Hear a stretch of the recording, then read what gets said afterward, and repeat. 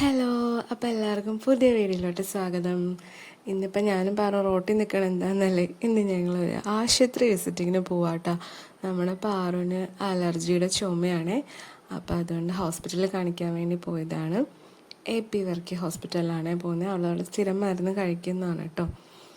അപ്പോൾ ഹോസ്പിറ്റലിൽ പോയി ഡോക്ടറെ കാണാൻ വെയിറ്റ് ചെയ്തിരിക്കുക. അത്യാവശ്യം നല്ല തിരക്കുണ്ടായിരുന്നു. ഡോക്ടറെ കണ്ടിട്ട് ഇത് ഞങ്ങൾ രണ്ടുപേരും ഇറങ്ങി. ഇത് ഞങ്ങൾ രണ്ടുപേരും കൂടെ കുറേ നാളിന് ശേഷം കേട്ടോ ഞങ്ങൾ രണ്ടുപേരും കൂടി ഇതുപോലെ പുറത്ത് പോകുന്നത്. അതുകൊണ്ട് ഭയങ്കര എക്സൈറ്റ്മെൻ്റ് ആയിരുന്നു. പാറനും ഭയങ്കര ഇഷ്ടപ്പെട്ടു. ഞാനും കുറേ എൻജോയ് ചെയ്ത്. പോയത് ഹോസ്പിറ്റലിലാണെങ്കിലും പോയത് കൊള്ളായിരുന്നു.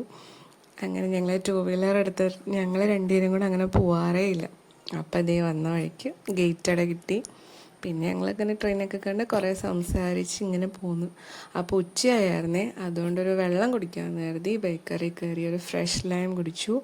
പാറു ഒരു കട്ട്ലറ്റ് വാങ്ങി. ഞാൻ വാങ്ങിയത് എഗ്ഗ് സമൂസയാണ്. സമൂസയുടെ ഉള്ളിൽ എഗ്ഗ്. അപ്പോൾ അത് കഴിച്ച് ഞങ്ങൾ കുറേ നേരം അവിടെ ഇരുന്ന് വർത്താനമൊക്കെ പറഞ്ഞ് പാറു കുറേ വിശേഷമൊക്കെ പറഞ്ഞിട്ട് എന്നോട്. അങ്ങനെയൊക്കെ പറഞ്ഞ് ഞങ്ങൾ പോന്നു. അപ്പോൾ അതേ കാത്തമ്മ ഞങ്ങളെ വെയിറ്റ് ചെയ്തിരിക്കുകയായിരുന്നു കേട്ടോ. ഞങ്ങളെ കണ്ടപ്പോൾ ആകെ ബഹളമായി. അതുവരെ ഒരു കുഴപ്പമുണ്ടായിരുന്നില്ല. പിന്നെ ഞങ്ങൾ കുറച്ച് നേരം വീട്ടിലിരുന്ന് ഫുഡൊക്കെ കഴിച്ചിട്ട് ഞങ്ങൾ അവിടെ നിന്ന് പോന്നു. തിരിച്ച് വീട്ടിൽ വന്ന് പിന്നെ കുറച്ച് നേരം ഉറങ്ങി റെസ്റ്റൊക്കെ എടുത്തു കഴിഞ്ഞപ്പോൾ കുറച്ച് ചക്ക കിട്ടിയിട്ടുണ്ടായിരുന്നേ. അപ്പം മഴ ആയതാണ്, വെള്ളം കയറിയതുകൊണ്ട് തന്നെ അധികം മധുരമില്ല. അപ്പം പിന്നെ ഇതിങ്ങനെ ഇരുന്നാൽ അത് വേസ്റ്റായി പോവുകയും ചെയ്യും. അപ്പം എനിക്ക് തോന്നി എന്നാൽ ചക്ക വെച്ചൊരു പഴംപൊരി ഉണ്ടാക്കാമെന്ന്. അപ്പം അങ്ങനെയൊക്കെ ആണെങ്കിൽ ഇവിടെ പെട്ടെന്ന് തീർന്നോളും. അതുകൊണ്ട് ഇന്ന് ചക്ക പഴംപൊരി ഉണ്ടാക്കാമെന്ന് വിചാരിച്ചു. ഇത് ആദ്യം കുരുവും അതിൻ്റെ ഉള്ളിൽ ഇതൊക്കെ കളയാട്ടോ, പാടയൊക്കെ. അപ്പം വെള്ളം കയറിയതുകൊണ്ട് തന്നെ കുരുവൊക്കെ കുറച്ച് മുള വന്നിട്ടുണ്ടായിരുന്നു.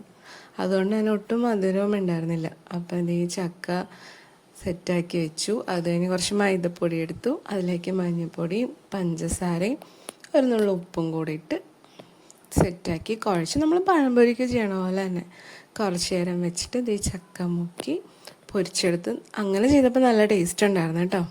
ഞങ്ങൾ ചായയൊക്കെ ഉണ്ടാക്കി എല്ലാവരും കൂടെ കുടിച്ചു. അങ്ങനെ അന്നത്തെ ദിവസം കഴിഞ്ഞു. ഒരു കുഞ്ഞു വീഡിയോ ആയിരുന്നു. എല്ലാവർക്കും ഇഷ്ടപ്പെട്ടെങ്കിൽ എന്നെ ലൈക്ക് ചെയ്യണം, എൻ്റെ കൂടെ സപ്പോർട്ട് ചെയ്യണം കേട്ടോ. അപ്പോൾ ഓക്കെ, ബൈ, ടാറ്റാ. ഇത്രേ ഉള്ളൂ. ഇനി അടുത്തൊരു കുഞ്ഞു വീഡിയോ ആയിട്ട് കാണാൻ വരും കേട്ടോ.